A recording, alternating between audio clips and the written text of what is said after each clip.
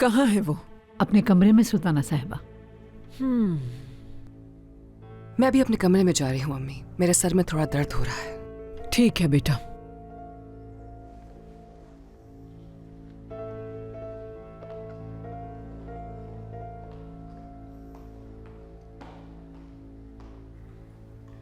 उस पर नजर रखो, वो जो कुछ करे मुझे बताना, ठीक है?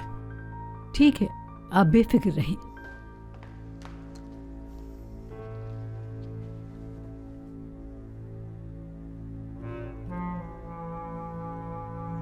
मुझे देखकर सब चुप क्यों हो गए?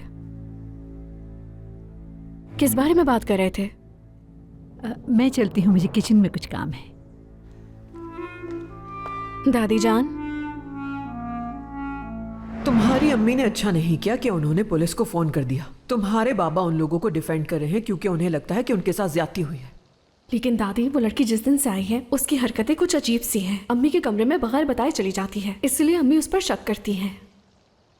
हिकमत की कुर्बानी की वजह से तुम्हारे बाबा चाहते हैं कि हम सब घर वाले उनके एहसानमंद रहें। इसीलिए मैं तुमसे भी यही कहूंगी कि तुम भी उससे ज्यादा नहीं उलझो। दादी, मैं आपसे क्या कहूँ समझ में नहीं आ रहा। मैं बस इतना चाहती हूँ कि वो लड़की इस घर से चली जाए।